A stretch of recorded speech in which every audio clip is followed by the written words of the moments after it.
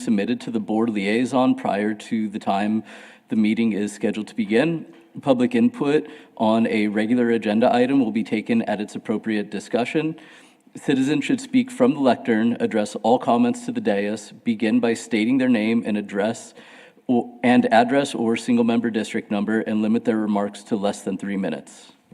Any public comment? No.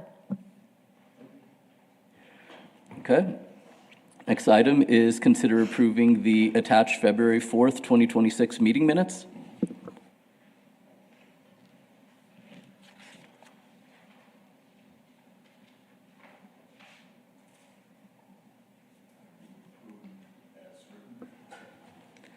Okay. One I move we approval. approve as written. Second. Second. All those in favor? Aye. Opposed? Okay. So moving on to the regular agenda, first, discuss the Kids Kingdom Playground and its need for replacement, along with funding possibilities for this, as well as for other playgrounds, and recommend any related matters. This is a continuation of our discussion about the playgrounds. And I still have the chart in here that talks about all the playgrounds, but based on the last meeting, we're going to focus in on Kids Kingdom, talk specifically about its current condition, what we're doing to keep it up and running. And then we have folks from finance here today that can speak about funding possibilities. What are the mechanisms that you could generate funds to have money to replace playgrounds? So Santa Fe Park, and I think I have a caveat. Kids Kingdom, it's a playground. It's in Santa Fe Park itself, which Santa Fe Park Commission does oversee. So we're kind of moving a little bit into their territory. So if this conversation continues about Kids Kingdom, which I'm assuming it will, I'm going to suggest we have a joint meeting with the Santa Fe Park Commission to talk about this specifically, to make sure they're on board with what's going on with this park. So this is what we're going to show several pictures of the playground, and maybe you've all had a chance to go by there and check it out yourself to take a look. As you know, the playground's approaching 23 years old now, and it's of a different construction than most of our other playgrounds, with wooden pieces and composite pieces, and it's been used a lot. So those are some of the list here of the different things that we've had to do to keep it going. And Mario, you can jump in. Yeah, I'm gonna speak to some of the photos that Carl's gonna show. This photo shows a swing set at Kids Kingdom. You can notice the big beam that goes across has been removed. It had a pretty significant split and has become unsafe, so it has been removed. Just on the other side, you notice there's still some swings up, but we're getting close to the point that beam's got a split too. It's not to the point of a safety issue yet, but we're holding on to that as best as we can. And this just shows the amount of times that we've had to go in and kind of try to screw things back together in different places, but the wood is starting to splinter to a point where we can no longer get screws and anchor bolts to fasten things safely. And this shows if you'll notice the angle iron underneath the decking, we've had to go through and re-support structurally a lot of those decks using angle iron and bolts. And then on the right side, you'll notice that we've replaced a significant amount of wood throughout. This picture is real interesting. If you notice at the bottom, what I did is I went and dug out the wood fiber material that is the fall zone material, and you'll notice just under that fall zone material, it's become so deteriorated that it almost looks like a toothpick down there. We've gone through, and you notice on the next picture, you can see the 4x4 posts that we've gone through and placed to kind of make that structurally sound again. But those are very structural components of the playground itself, so it's getting to the point where those would need to be replaced completely.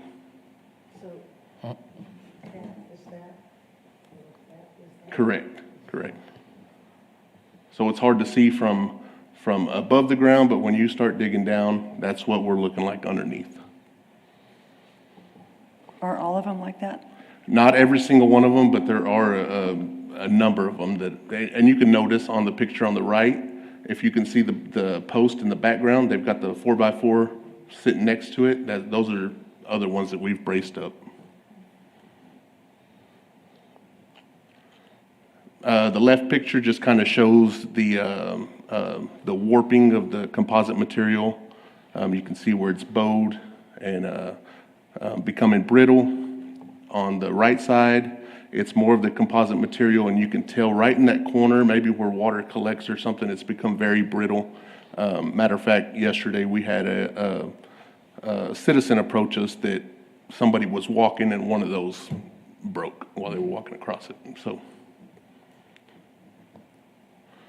More photos of just the splintering wood and the trouble we're having keeping things put together.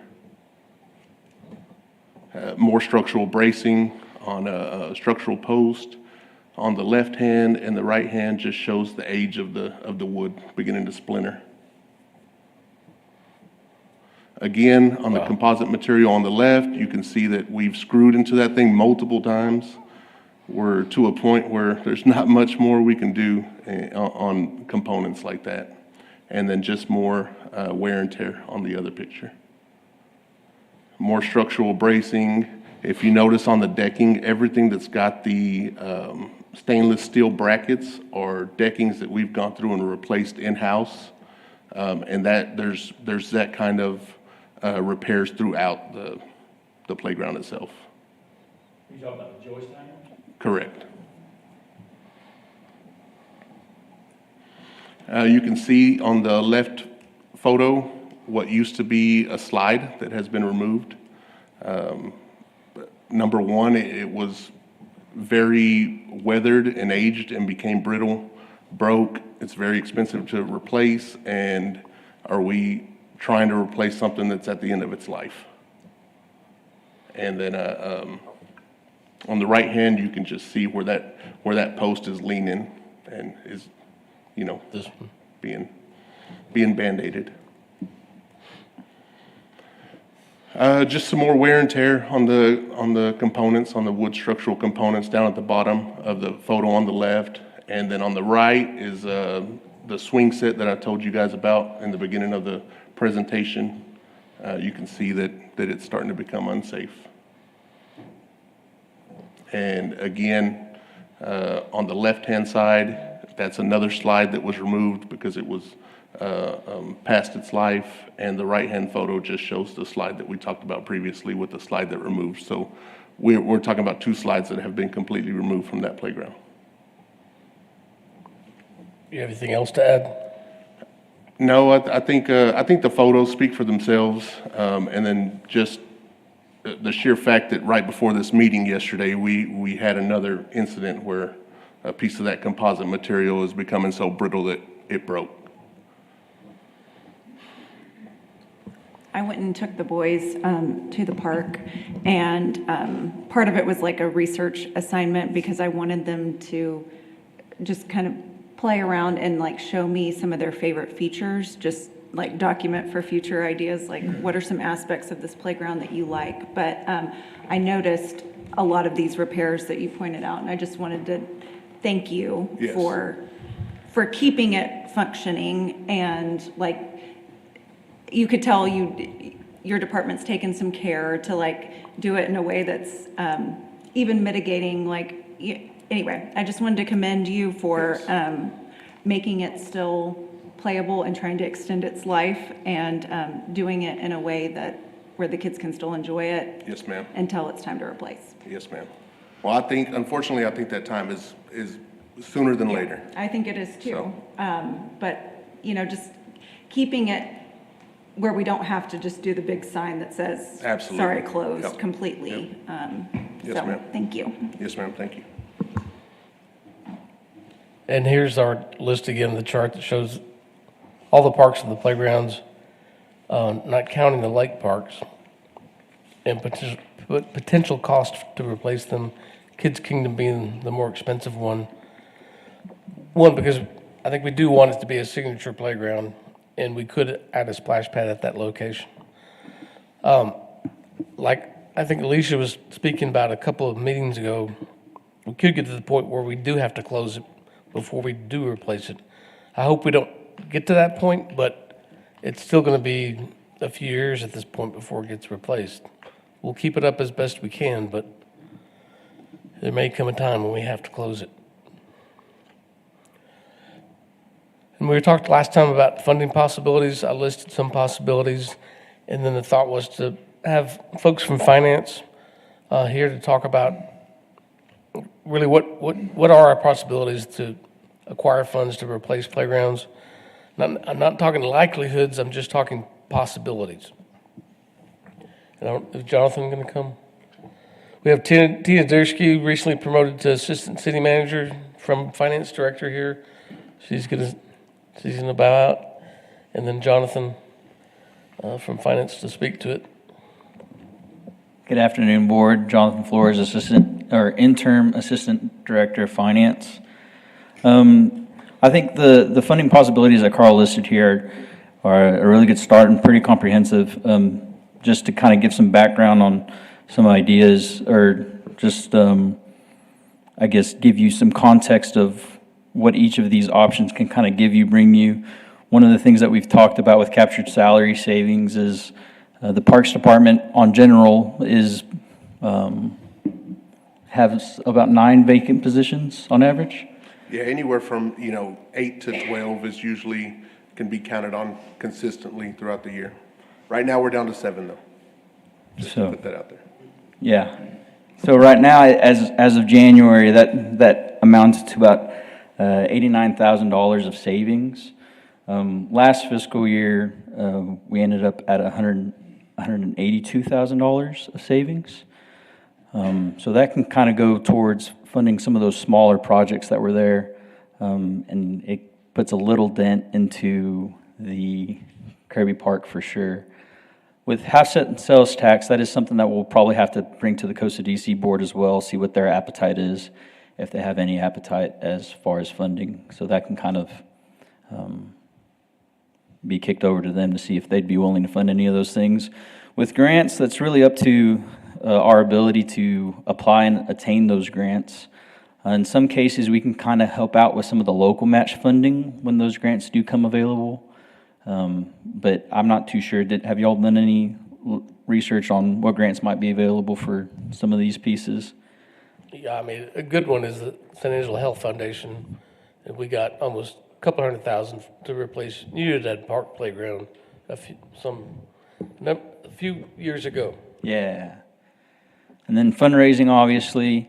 As we get to some of these other items, it's kind of the general obligation bonds would require us to take it to a vote to the voters, and so we'd need to package it probably along with some other infrastructure items, and we currently don't have any plans on doing that anytime soon. Just to put that piece out there. And then pay-as-you-go capital, if we're able to identify some set of money in the budget to set aside for these capital replacements, we can. A lot of that's probably going to have to come from finding some savings inside of the existing parks and recs budgets, more than likely. Again, if we were to look at some of the captured salary savings as well, maybe freezing some of those positions over the next couple fiscal years in order to build up some of that funding for those projects. And of course, that would need to go and be approved by council as well. So that's kind of really the initial ideas that we had and some of the actual capacity that we have for some of these options up here. I know for we might be able to look at maybe tiers also pitching in some for some of these projects that might be in the tier zone. I don't know if that's a part of their project plan, though, so that'd be something we'd need to research as a staff. But that's, for the most part, that's kind of where we're at with Yeah, current financing and ability to finance. Yeah, I was wondering, I'm not in finance, but so are there other mechanisms that I, Yeah, no, this list is pretty comprehensive, I believe, and I don't know, Tina, are you aware of any other mechanisms? Right, and I think especially as when we talk about building new parks and redoing some new parks, one of the areas that I'm not too sure if, I haven't looked into a whole bunch is the grant side of things and the fundraising side of things. Maybe looking to see if there's some grants out there that would be able to replace some of these parks in some of the areas. And then for some of the smaller projects, I really do think that we can tackle that with some kind of commitment to freezing some positions with the parks vacant positions in order to do some of those smaller estimated replacement cost projects. I was gonna, Excuse me, does Texas Bank have some sort of arrangement with the city? Was it a naming rights? Is that all that they? Yes, sir. Yeah, we just recently entered into the Texas Bank Sports Complex naming rights. Yeah, we just renewed that contract. what about it? Can you? Yeah, it was a question on if we entered into, or if we had an agreement with the Texas Bank for the naming rights. But I mean, could Yeah, they don't provide an endowment of any kind? They don't provide an endowment. No, I don't think so. Could they? That's something we could ask for sure. I don't know if they'd be willing. I know the naming rights for that complex itself was kind of negotiated, and it's a kind of a 5-year agreement, and I think we've already entered into that piece. It's 10-year, 10-year. yeah. And it's strictly for the sports complex. Right. Well, you could do it, Yeah. you said like for Kids Kingdom as well, just have a separate endowment, a financial endowment, possibly with naming rights. Yeah. And it's It's consideration. Yeah, if we can get some community involvement on funding some of these And it positions. wouldn't be just that naming rights, funding the endowment, it could be donations and, just build an endowment that could handle the 20-year lifespan and then replace it. And another thing I'd recommend on that Kids Kingdom is not go back with what you got. I That agree. wood's terrible. And maybe the SWA group could design a much lower maintenance park. And, I mean, that's got some considerable liability concerns too right now. The way it's designed, I think. I disagree. I really like the park. I did find the company that originally built this park. It's called Playgrounds by Leathers, and they're out of Ithaca, New York. And they do actually do the whole process. They go through the whole process. They will set you up with an organizer who can come to your community, help set up a committee, help you with fundraising. And that's how this park came to be in the beginning. And I didn't understand, has that ever been investigated by the Parks Department to go back to them? Yes. Because they're still putting up new playgrounds. I mean, they're still a company. So why hasn't that been explored for We them have. to come back in? And, Before you got on the board. but what was the result of it? Well, we had them come do an inspection. Okay. And it was, I think it sent out in the last packet. It was a big document, big thick document. It was a thorough inspection, and they had recommendations about replacing it. Oh. And at the time we were visiting with Matt Lewis and the Health Foundation to see about the possibility of getting that going again like it was last time. And there wasn't as much interest in doing like a community build at the time because demographics have changed. I think it is possible, but less likely now to do like a community build. Okay. The junior league is not quite the same as it was back then. Right. Okay. All right. I was just wondering about that. Okay. No community involvement. But we're open to that possibility, but based on our experience over the last 23 years, we are very cautious and hesitant about going back with similar materials.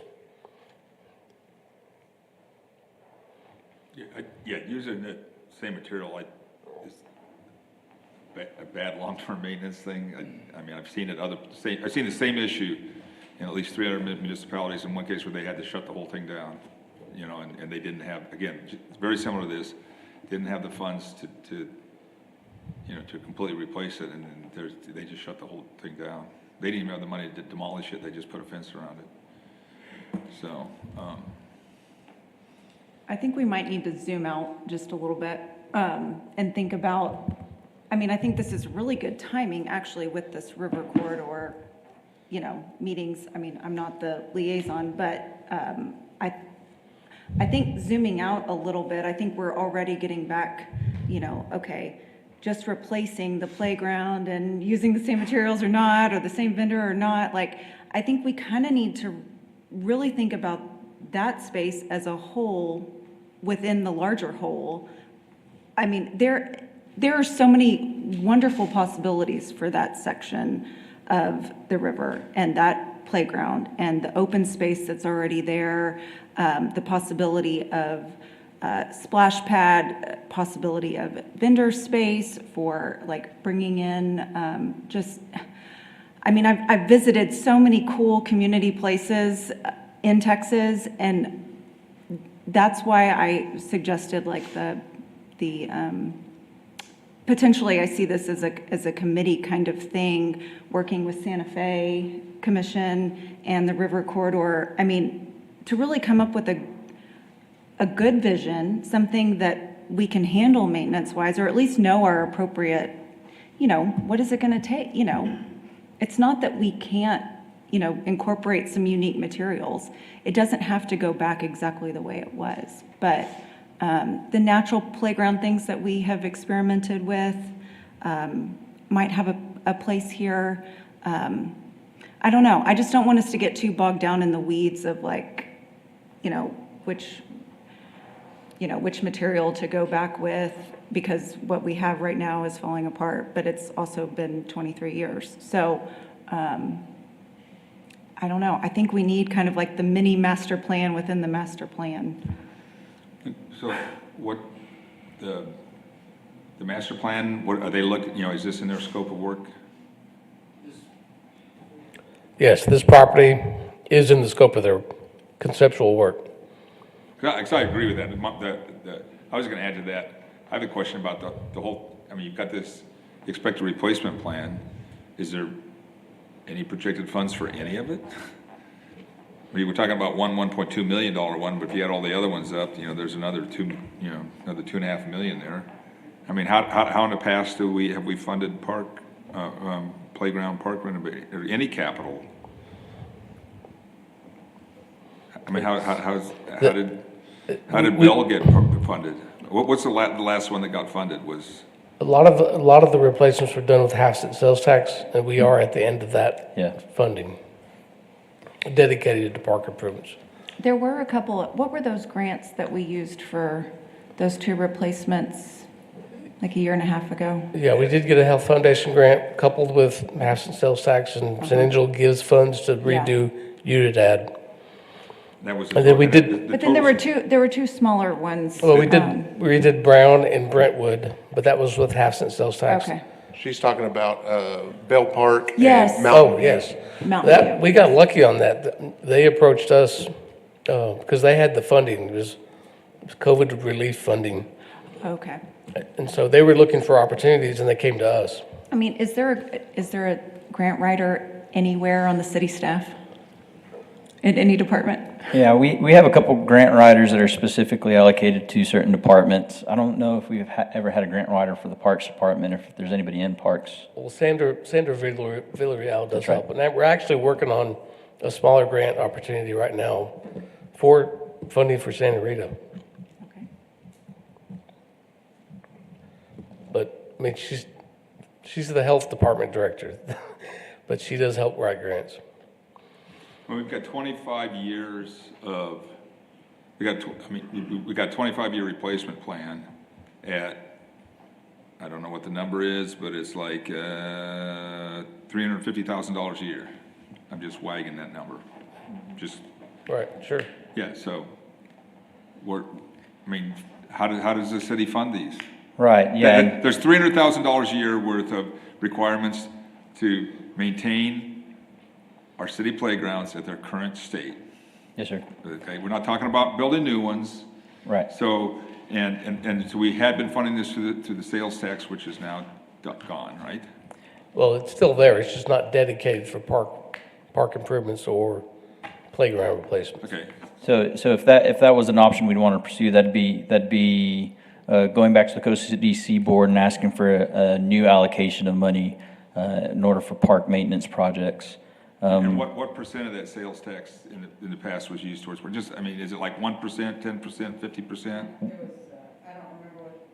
We got 1 million for It was a flat, playground renovations, and we stretched it out as far as we could. it was a flat 1 million, it wasn't a percentage. And then there were specific other projects, like the sports complex. Through a bigger, larger bond project that was approved on the ballot for the type B sales tax. But the half-cent sales tax is definitely a possibility. I mean, we could go back and ask for a large amount over years. It is possible. I mean, Emily nailed it on the head, is what's the strategic plan for doing this? Because we're sitting there talking, because, like I say, there's $350,000 a year if we want to playgrounds. We're just talking about playgrounds, and we're talking about capital, capital reinvestment. Right, yes, sir, Right? yeah. And So what's the plan? another option. And if there isn't one, how does this group advocate with the right people to get one?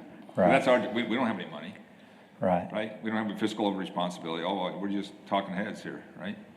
And I think the funding opportunities that we had on the slide before, there are some hard costs, and and really those are places to go out and ask. And so I think in a lot of cases, having a plan of having this up here that says, hey, we want to replace these parks, we want to have these parks done, some kind of master plan, some kind of idea in order to go and lobby for grants, in order to go lobby for Costa DC, those kinds of things. Really the only option I think that we have directly to say, okay, yes, we're going to commit this money is kind of having an agreement with staff of saying, hey, we want to freeze some of these positions that we have vacant and put some of that money towards this. And again, that's not fully going to cover those estimated replacement costs, but that is going to add to that bucket at least $150,000 every single year. And if you're looking at replacing or redoing some of these parks every 2 years, that money can add up along with donations and things like that. And on top of that, we're talking about, let's reduce the maintenance of our city parks by $180,000 a year. Now, how does that make sense? Right. I understand the positions are vacant, and it's a available bucket, but it's not clear to me that that's the right answer. The right answer might be to increase the wages so we can fill the frickin' positions and can do the maintenance. Because is everything satisfactorily maintained right now? I don't think it is, right? So how does reducing our maintenance? Reducing our maintenance is just going to increase our long-term capital costs. Right. Okay, I've been in this business a long time. Reducing the maintenance is just going to give us a bigger capital bill in 5 or 10 years. So that's not I don't see that as a viable solution, right? Well, I think that's fair, 100%, that's fair. I think right now the expectation is that we haven't been able to fill those positions in several years. And so instead of letting that money go to waste, kind of utilize that money. And it's not a long-term solution, and I agree with you there, for sure. I agree with that. I'm just not For sure sure. that we want to. We'd Yeah, rather have the positions filled. Yeah. That makes a whole lot more sense to me, That's fair, for sure. Jonathan, I got a question. When we talk about freezing positions, are we talking about freezing specific positions or freezing 6 positions? Because, it's not the same 6 positions that are vacant all the time. It's not the same, Yeah, it can't be. It should just be the funding level. Once you hit a certain funding, Well, yeah, when we talk about freezing positions, we do talk about freezing specific positions in most cases. And really just to aid in that planning and also give the ability of authorizing hiring vacant positions. And so that stuff is in there. I think we may need to look at that a little closer. I think it's going to be very difficult if we just freeze certain positions. Like I said, we haven't had any positions within our department that are vacant for several years, besides the seasonal position. That one has been historically very difficult to fill, but every one of the positions that we have vacant are positions that have been filled within the last few years. I mean, I would, it makes more sense to me to give that budget to the Parks Department to hire contract, resources to fill some of the unmet maintenance needs. That's what I would do with that money. I think that makes more sense to me. You're gonna get less maintenance for the money because you're gonna pay the going rate. But to me, that makes way more sense than taking that money away in the long run from the maintenance budget, essentially, because that's what you're talking about. You're taking away from the maintenance, in this case it's salaries, but it's maintenance budgets. What makes the most sense to me, that money is give the Parks Department the authority to go out and contract for sources to do maintenance. And it could be that turns out that's enough in one case to maybe to renovate one of the parks, but to take that money out of the budget, out of the O&M budget, and somehow think it's gonna accumulate to the capital budget just doesn't make any sense to me at all. Well, it would be reprioritizing for sure some of those operations and maintenance into capital replacement. So I guess I'm back to my original question. So where, and this is my ignorance, because I don't know how this budgeting works, but, how does this group advocate to the appropriate funding sources to get the capital improvement money needed to maintain, to renovate our parks so that we don't have a $1.5 million bill for parks that are dangerous and we're just gonna close them. Yeah. I lived in Austin when they went and tore up they removed our park, my local park, tore it all out because it was unsafe, and spent a bunch of money on Zilker Park downtown. If I was gonna prioritize parks here, I would probably prioritize the MLK one. And just, it's the local park. People are gonna go to local parks more than, they're gonna affect people's lives more than the big attractive one, and maybe the right thing to do here is just get rid of this thing. I don't know the answer, and we need to wait for the plan, but. I think the process would be, Tina Diersky, Assistant City Manager, previously Finance Director. As you mentioned, it is a 23 to 25-year plan, so I think that the process would probably be for Carl to come with a recommendation from this group to City Council and kind of present to them what the needs are over the next many years. Now, we're talking about the general fund, which is a limited pot of resources.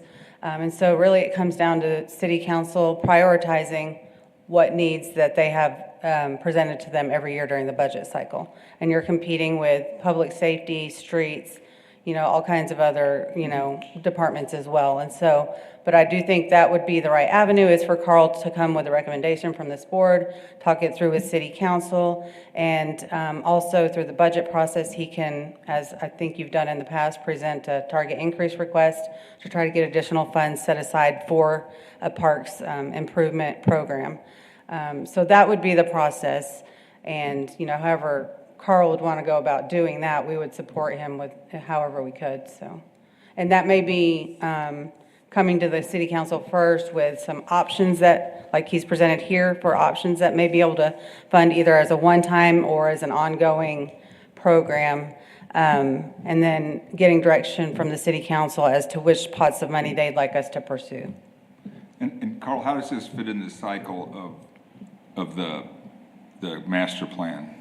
So, I kind of feel like we can't do anything till the master plan. The River Park Master Plan, I think. Yeah. Is that what you're talking about? Yeah. This could go on, this could go concurrently with that. Okay. Yeah. Because, I hope the master plan engages questions like Emily asked, like, so what do we want to do with this? Yeah, no, we have several things down there that we really need to answer, and, the golf courses. This can go on its own track. I just drove over today and looked at it again and said, there's like, the greens aren't even green. So, something has to happen there, and the current use of that land is not viable in its current form, right? And this is just another case where we don't know, but the question is this, should we have a major playground there? Is that what we want there? A major playground there that has, and it's always gonna have, it's gonna have a $1.2 million bill every 20 years, right? Is that what we wanna do? And then engaging in the budgeting process to 'cause Right, and then it also comes down to what services are we gonna provide, and which parks are more important and where they need to be. Because we've been going through a process with city council looking, because we do have a limited source of funding for the general fund.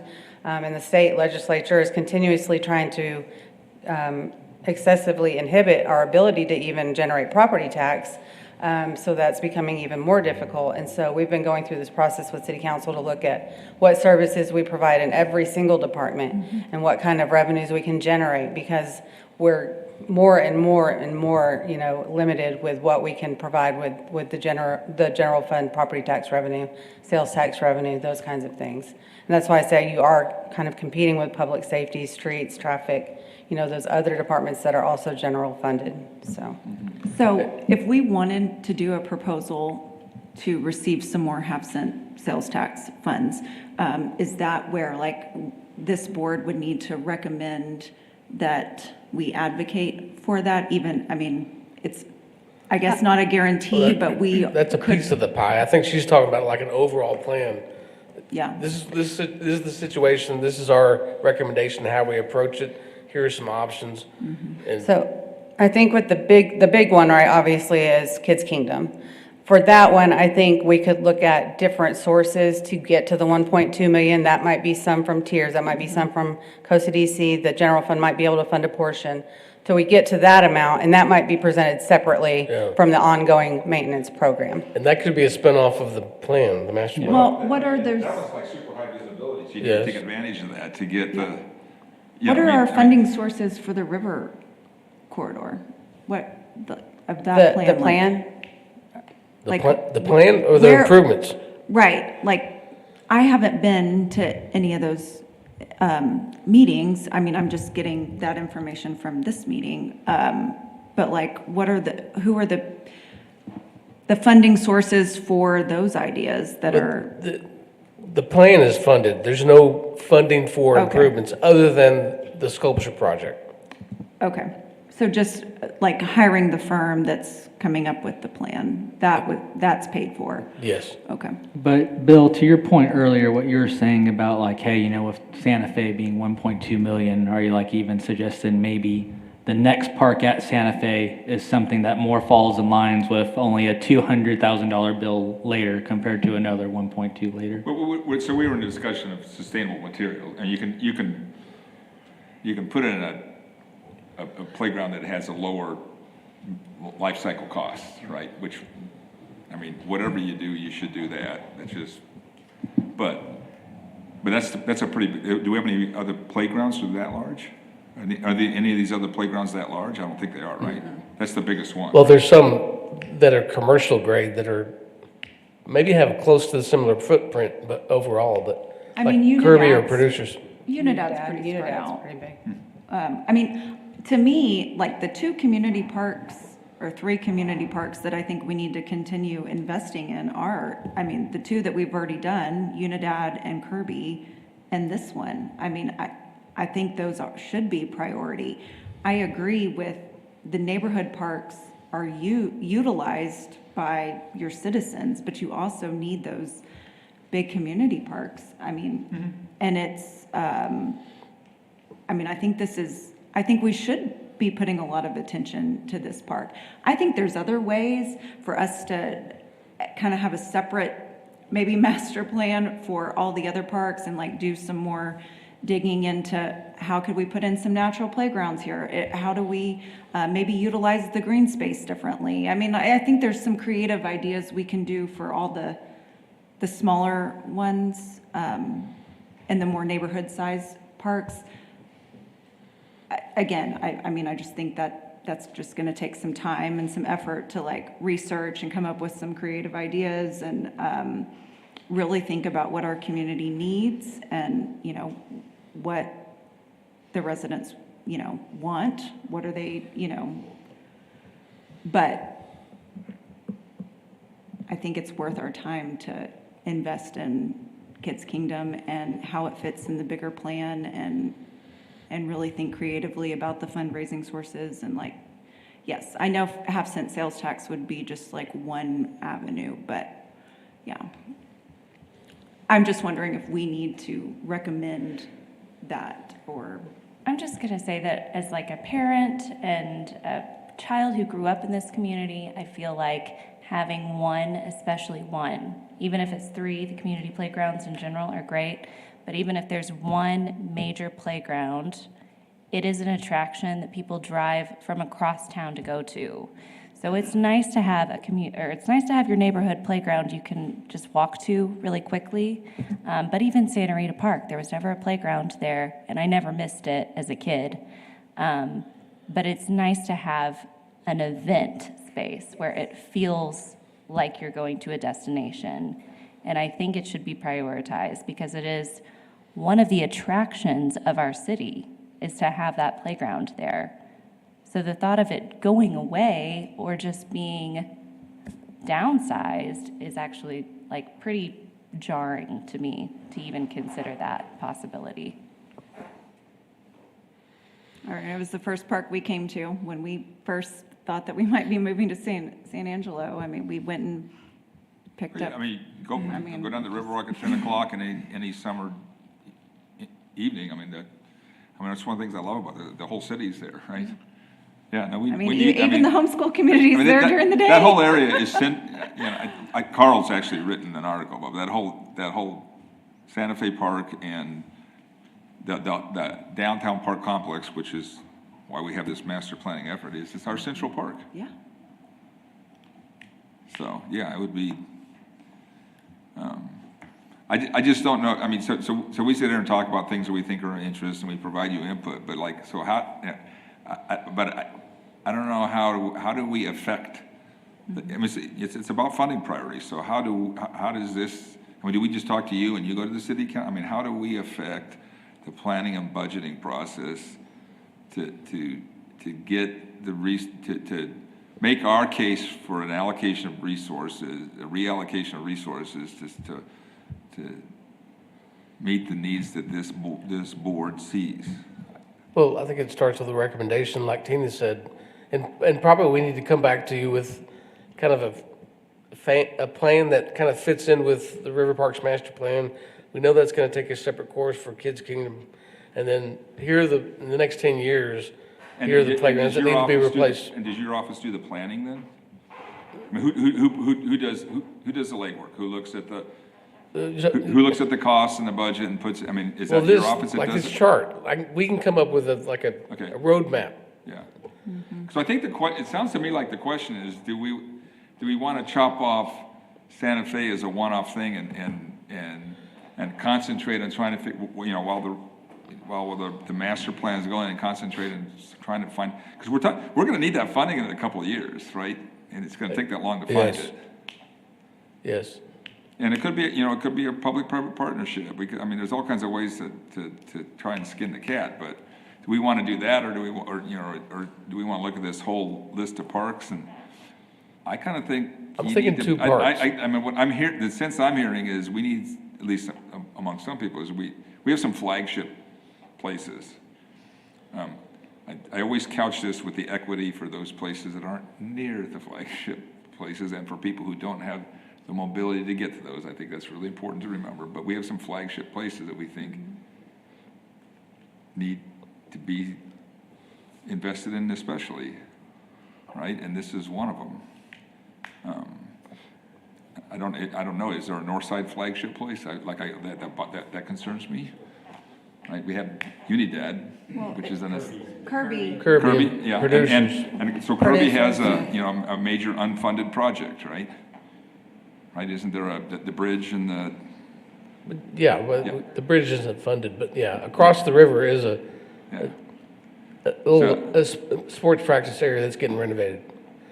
I think it might be really important to identify those places as our flagship locations and figure out how to make sure that we make them flagship and that they're in a way that's equitable to all the citizens of the city. Yeah, I'm thinking 2 tracks. Yep. Santa Fe with the River Parks master plan, and then a set of playgrounds coming up that we need to put on the radar and say, hey, this will need funding here soon. Yes. And this is how we can get there. And are those the 3 Unidad, Santa Fe, and Kirby?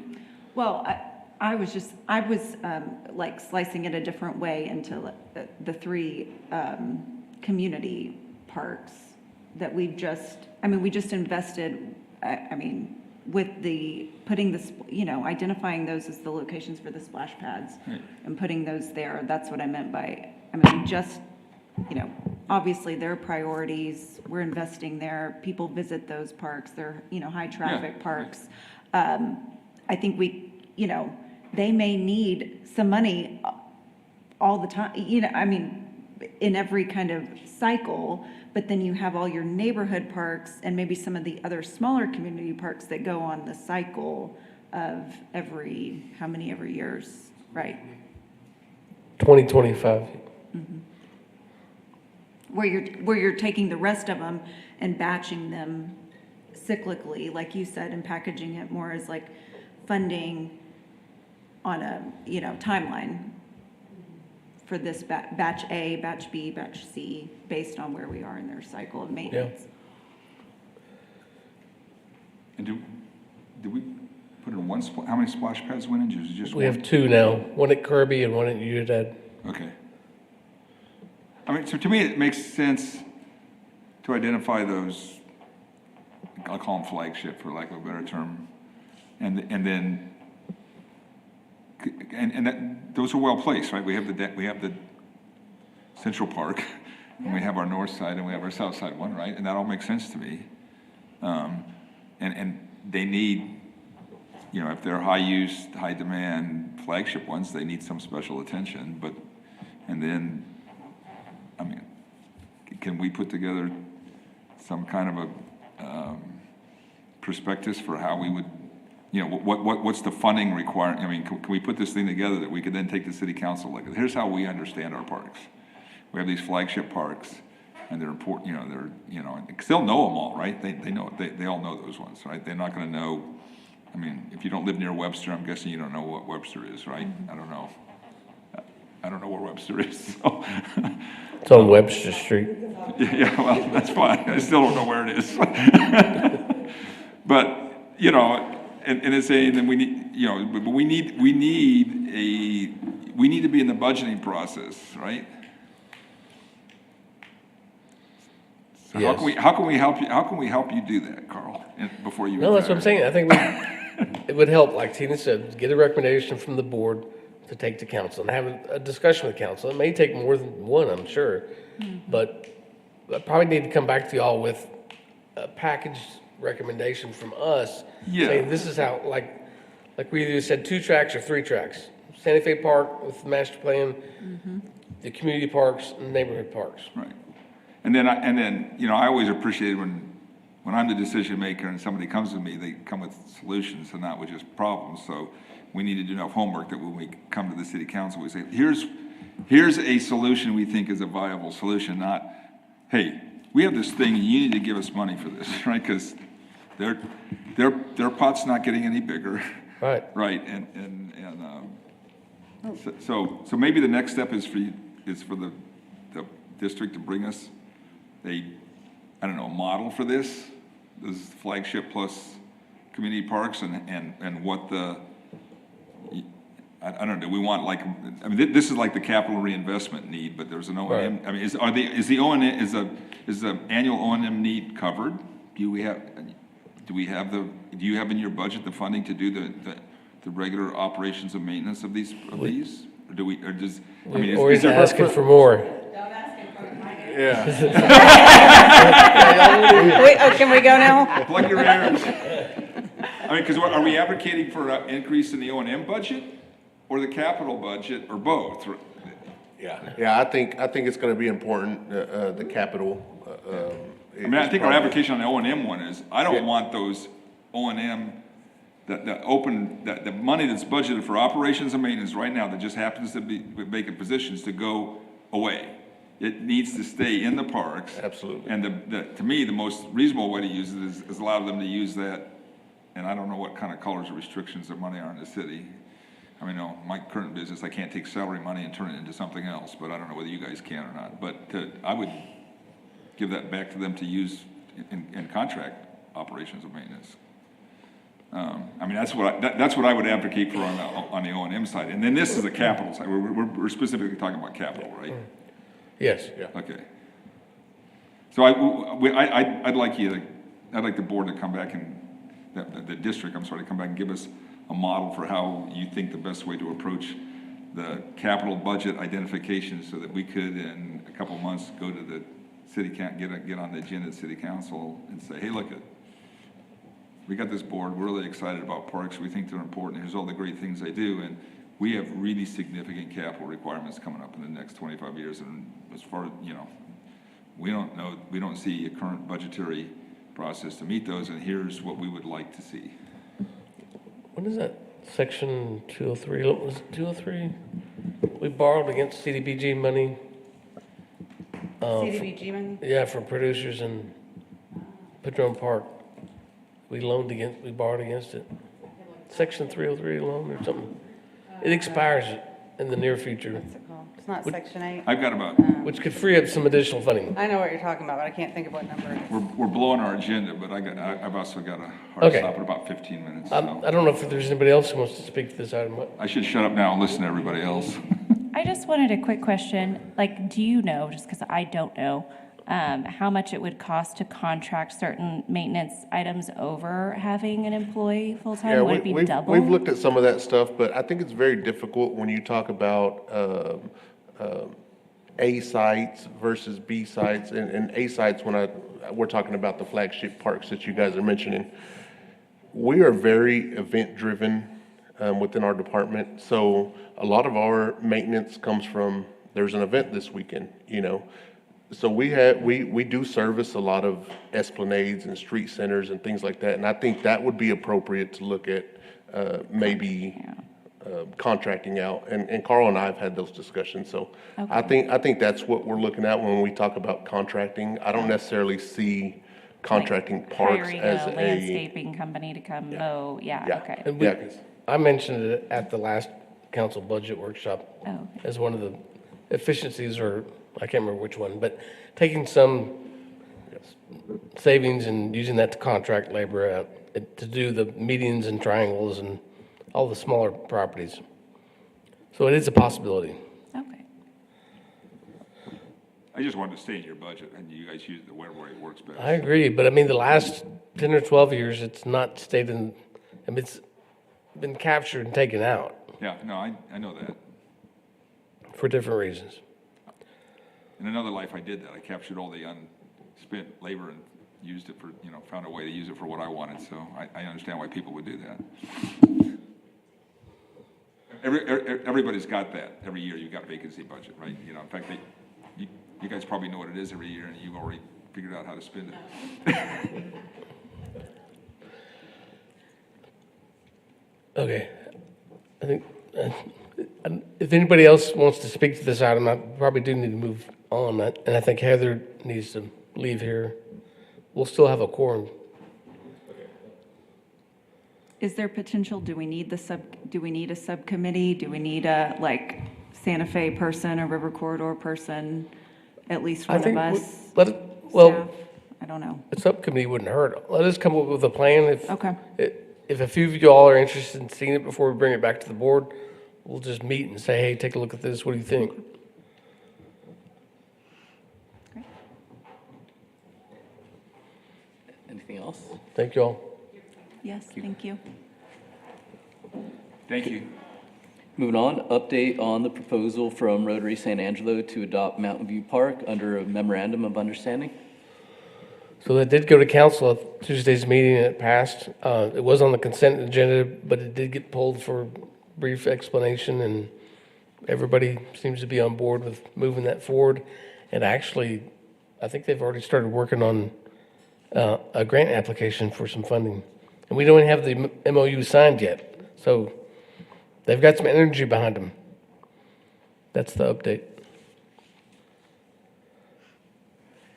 Okay, hear and discuss an update on the River Parks master plan and recommend any related matters. So not a lot has happened, but we've got a meeting tomorrow, steering committee meeting online. And then we've also got another meeting with the Concho River Legacy Trail folks online to talk about that project. And then next week is the big week. We've got, they're going to come into town Monday. They'll be here all day Monday and all day Tuesday. Have a couple meetings Monday morning, and then Monday afternoon, we have a site tour of all the river parks. We've rented a trolley, and we're going to make stops and get out and walk and take a look around the whole sections and parts of the river. And then Tuesday, they've got some more meetings, and then the public meeting, and I gave you all a flyer. The public meeting is Tuesday, 5:30 to 8 p.m. at the Convention Center, the City Council chambers.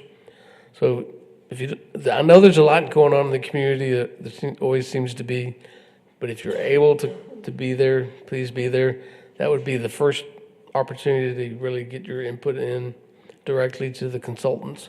This is the first of 3 meetings. I don't know when the other 2 are scheduled, but they'll be farther along in the process when we have those.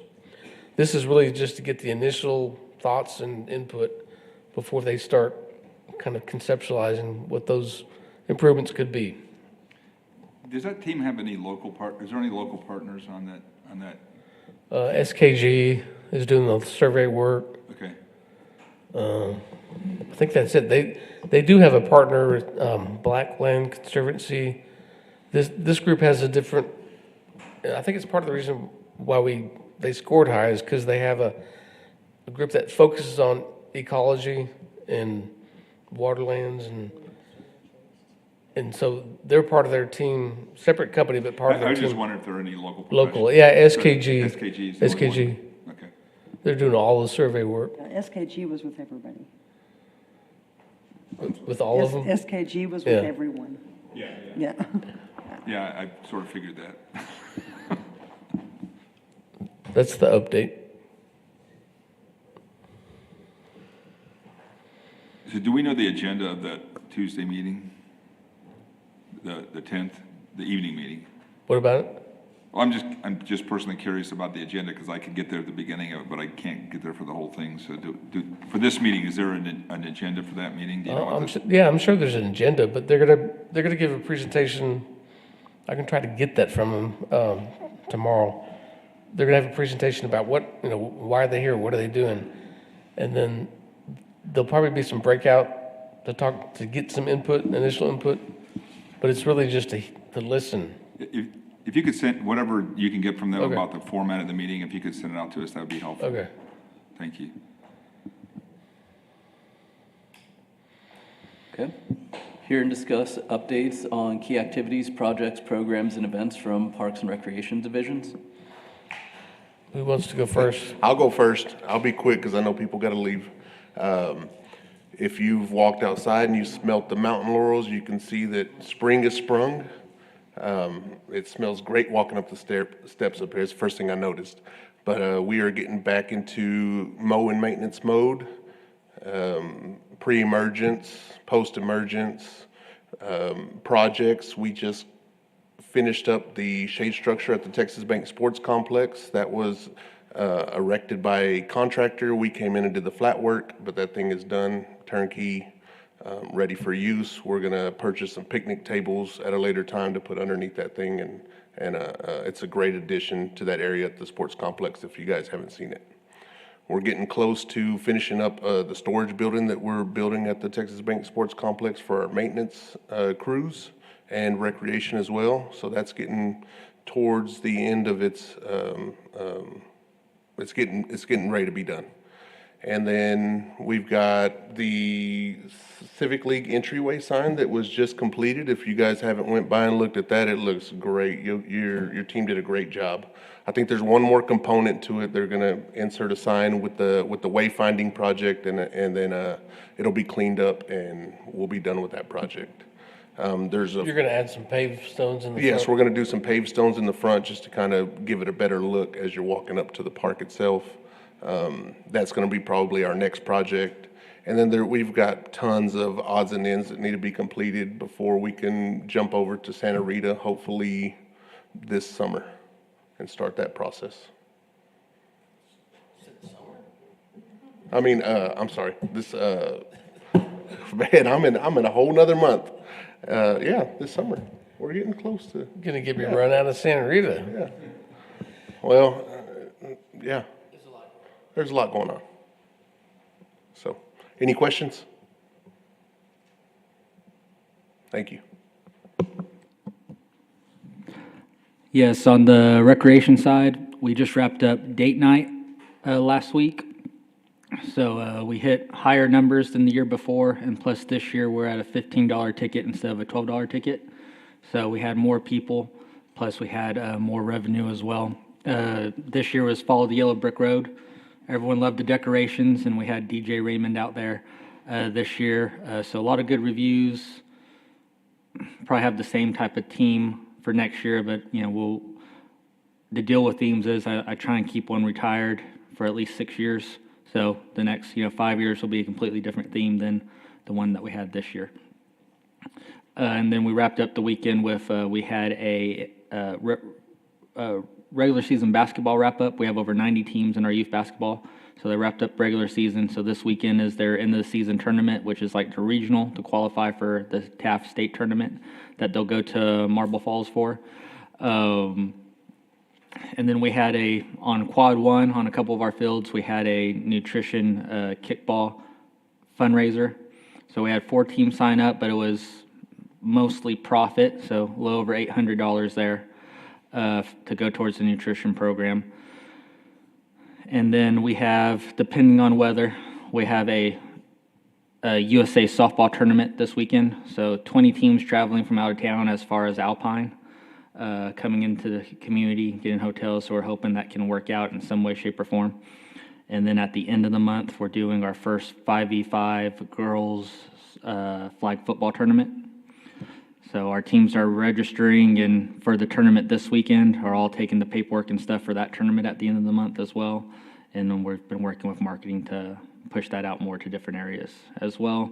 And then we're working on hiring lifeguards, summer day camp counselors, all that good stuff. Work on getting the pool clean. We've had to let it go a little bit because of the electrical at the River Stage construction site going on. We've had to have some stuff turned off, but now we have that back up to where we can get the pool turned over. And sometime towards the end of next month, depending on how the weather plays out this year, we'll start filling up the splash pads, getting the chemicals right for May. To open them up by May 18th, that week of going into Memorial Day weekend. We'd like to have it open that week before at least, so we have some test runs and stuff before then. So really, that week before that, we'll at least have it full and have it running. If there's anything that's not working right, we have time to fix the kinks and all that good stuff. But if the weather's playing nice with us, it just depends on how the weather plays out in April when we have the rodeo going on, if we have any cold fronts or anything to where we're able to fill up the splash pad sooner or not. And then that's in a nutshell, recreation.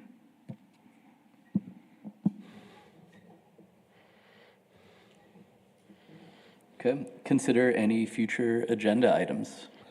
We'll bring back a staff recommended replacement plan for playgrounds. And then we did get a request to waive the rental fee for a private event for a nonprofit organization event at Kirby Park Pavilion. So that's got to go to the board and to city council. That's the 2 items I know of.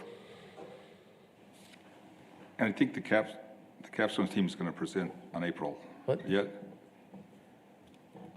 What?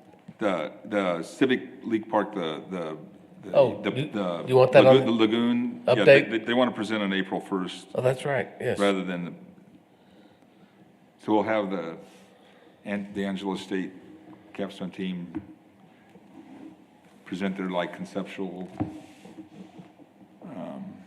approach to the lagoon rehabilitation.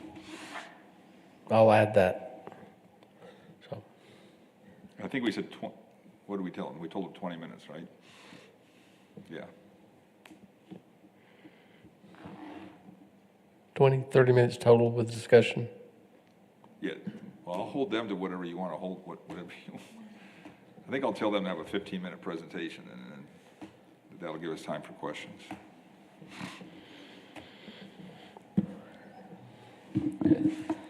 Any other agenda items? Motion to adjourn? All motion. Second. Okay, all in favor? Aye.